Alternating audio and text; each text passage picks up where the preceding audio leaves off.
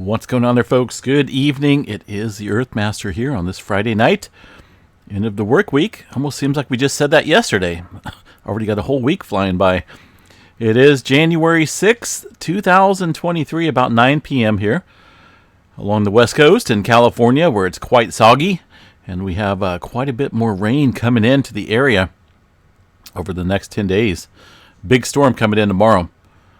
All right, latest earthquake activity shows a 2.6 over here around the western Turkey area. Starting to see a pretty good swarm of earthquake activity out there, including a 5.0 earlier this evening. Also some activity occurring on the globe here within the last few minutes in Arkansas. Looks like towards the border regions here. I do know what's over there, and that is the New Madrid seismic zone. So let's go ahead and check out the latest activity here on the USGS map as we zoom into the area of the New Madrid seismic zone. Just outside of the Jonesboro area, looks like a very extreme northeastern Arkansas area, 2.3 coming in, 8 kilometers deep. Now that is within the zone of the New Madrid seismic area, right smack dab in it. We have been seeing a little bit of activity here, specifically within that region. I'd say let's go back 7 days and see what we got for total tally. Zooming in, about 9 earthquakes or so. This has been kind of off and on. It kicks up, it comes, and it's quiet for a little bit. And that's just an obvious sign that the stress build up and the fault system here, the New Madrid seismic zone, is still active, and one day will produce a large earthquake out here. I believe up to a 7.9. That would be pretty damaging across the region. Look it up. The New Madrid seismic zone earthquakes, they did quite a bit of damage back in that day. When it did occur, where'd our earthquake activity go? There we go. I was going over here around the Aegean Sea, western Turkey area, 4.7 coming in earlier this evening. Now the EMSC model here shows the same region, but the earthquake activity is a 5.0, followed up by quite a bit of aftershock sequences, including a 4.2 within the mix here. So a little bit of activity definitely kicking up. 5.0 compared to a 4.7 from the USGS. Take your pick. Either way, an uptick in movement here across the area of the around the Mediterranean Sea and the Aegean Sea area. All showing definitely some signs of uptick and movement for sure. Listed up here on the map. Very obviously, it's very visible. All right, let's see what else we got here across the area. Seeing a swarm of movement down here, or up here, way up here, in the Greenland area. Southern Greenland seeing some 4s kicking off earlier this afternoon time period, a 4.7 and a 4.3 coming in about 10 kilometers deep. Now, looking at the historical data here in this area, we have seen, let me zoom in just a little bit here. We have seen some activity within that region since about 1900, 4.5 and above. It does see some activity. Nothing big, but occasionally they come up. It's just been a little while since we've seen activity away from the plate boundary in this region. Rest of the Atlantic Ocean, one earthquake down here into the South Sandwich Trench. That was coming in late last night, about 9:04. Literally 1 minute, 1 minute off the 24-hour threshold. So this is going to drop off here very soon. Up into the Alaska region, a little bit of activity ramping up north of Anchorage. Looks like off of the, I'm not for sure which fault system that is, but north of the Castle Mountain Fault. Very strong fault system that runs across the North Anchorage area. So we got 3.1 coming in and some other smaller quakes around the area today and tonight. Into the Pacific Northwest of the states, not a whole lot going on, a 1.1 up there north of Mount Rainier, about 15 kilometers deep. Northern California area, we haven't really seen anything further going on from this morning's early activity here off the coast of California into the southern end of the Cascadia megathrust area, 3.3 and a 3.2 coming in, but nothing further to note there in that area. North of Truckee, a little bit of activity here near the Sierraville area of California, some very small microquakes. And, of course, the regional earthquake activity around the Clear Lake volcanic fields and the Calpine hydrothermal operations. The rest of California, look at that. There's not a whole lot going on. Very calm conditions out here. We got one earthquake near the Loma Linda area, 0.8. But aside from that, if you look up here around the Ridgecrest, Long Valley Supervolcano, the rest of the San Andreas Fault, very quiet. Very minimal activity kicking off here tonight. Up into the Intermountain West regions, Idaho, got two earthquakes here, 2.3 and a 2.5. Looks like both of those today. One off the Sawtooth Fault Zone up here in Yellowstone National Park. A couple earthquakes showing up on the map. And just for fun, let's go ahead and check out the Yellowstone overview and see if they are missing anything. Or maybe we're missing anything. I don't really see anything spectacular going on here. In fact, most of the activity that was listed up on the map is should be dropping off pretty soon here. Not a whole lot of activity kicking up. I believe this is wind events occurring over here around the eastern section of Yellowstone, or maybe ice quakes. I'm not 100% certain what we got going on up there around the Yellowstone area. Just want to double check and see what we got here.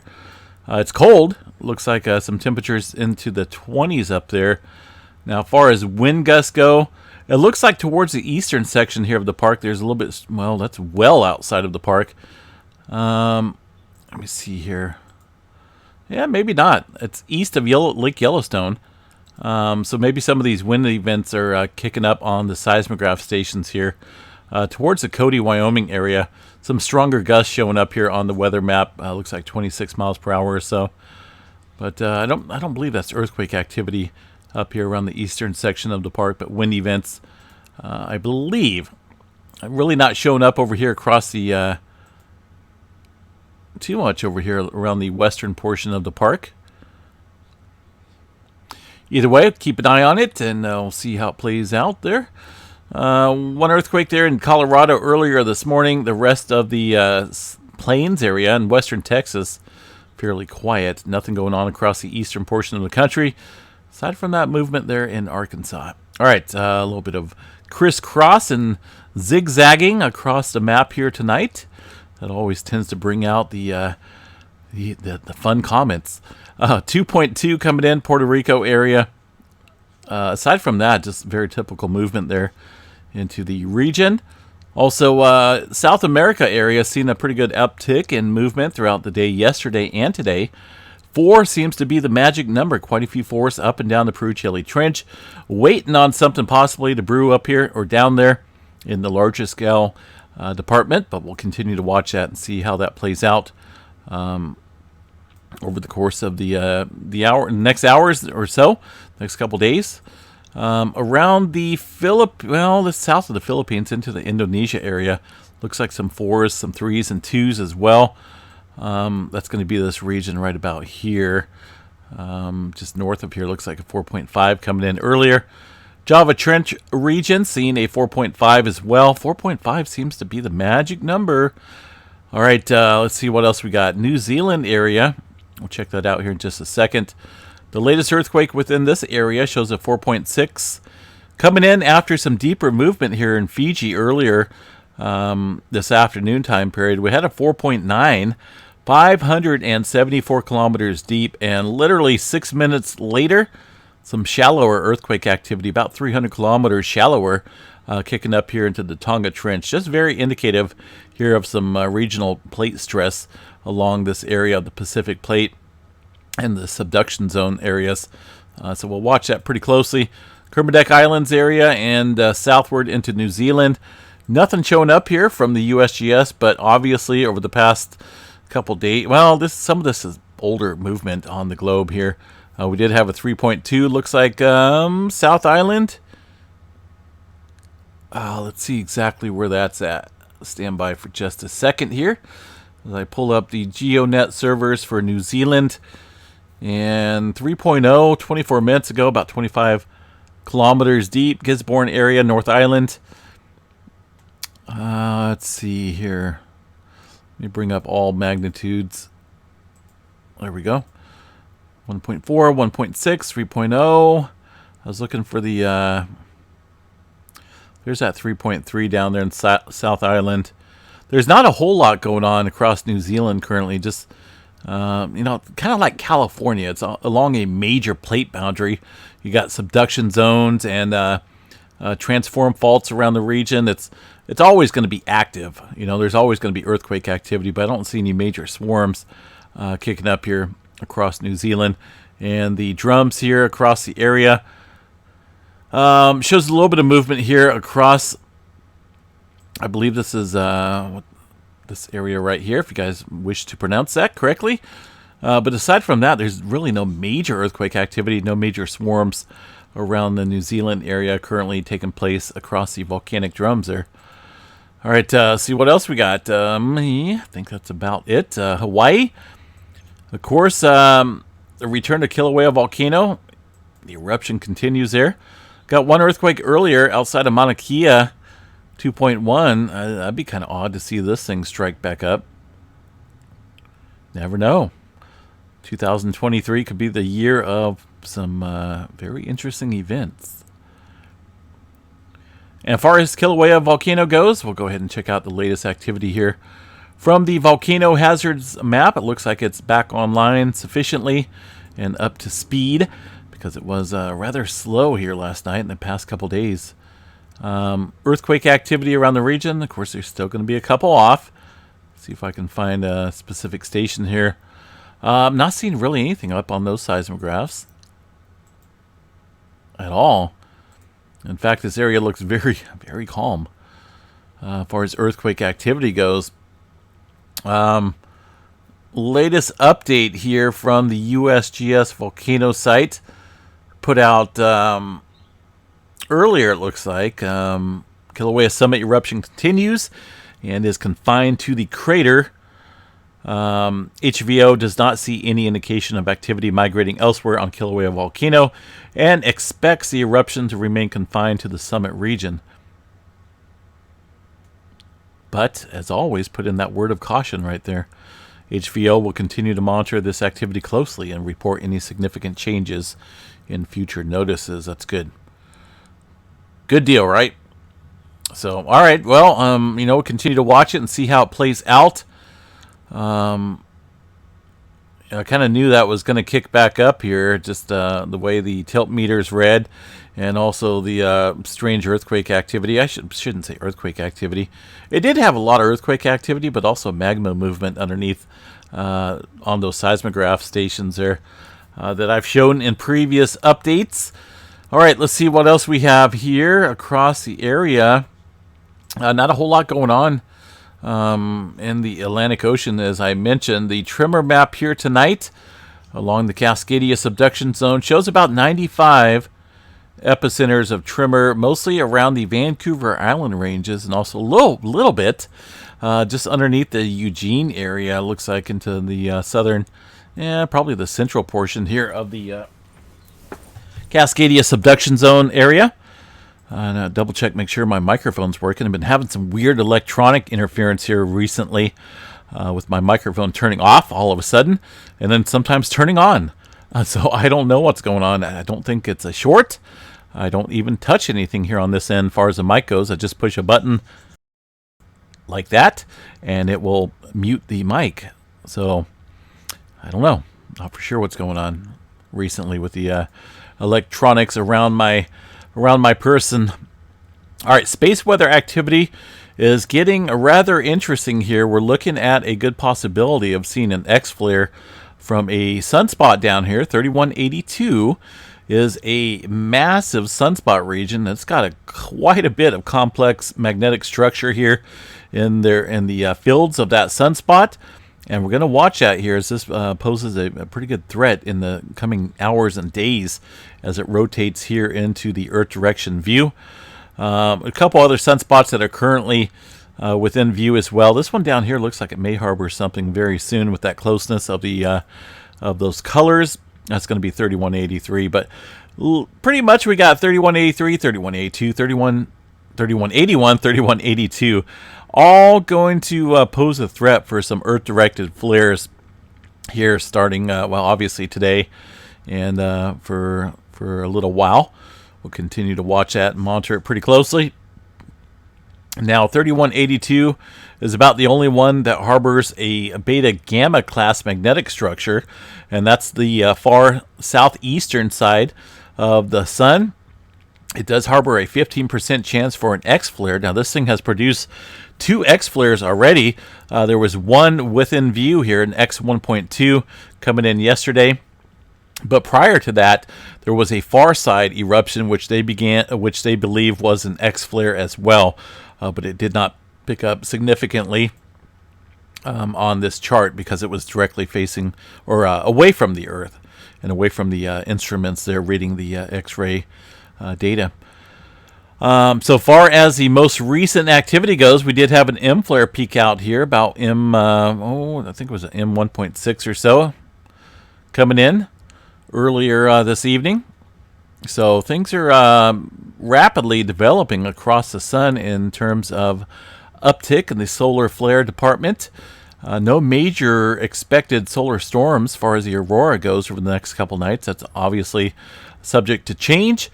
Conditions, though, look like they may be a little bit elevated, unsettled at the higher latitudes with the aurora potential up in Canada, the Iceland, and the Greenland area, and, of course, Antarctica. That's, beautiful, right? It used to be a little bit different down there a long time ago, but now it's cold. All right, let's see what else we got. I think that's about it, folks. Trying to think if there's anything else I may be forgetting out here. There's no buoys out here in event mode, I believe. No suspicious movement of the oceanic floor. Right? Imagine that, a big, huge bubble coming up, magma pushing up on the oceanic crust. Yeah, highly unlikely, but sometimes it does make the fear-mongering news on certain channels. But things look pretty calm now. Things look pretty clear. There's not a whole lot of doom and gloom for those folks to take advantage of.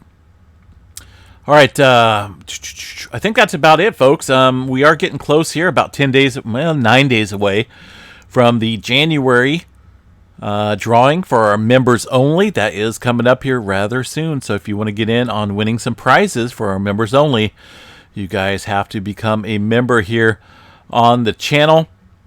And it's pretty cool, pretty easy. There's no long-term obligation here, but we do provide some extra videos, extra perks in terms of for the members only, and get extra emojis, extra icons, and of course entered into the monthly drawings, which is pretty cool. So I'm going to give a shout out, as I should here, to our members only. We do have Helen Horn out here, the latest member, it looks like, super fan, joined about 1 day ago. LLL, thanks for joining in.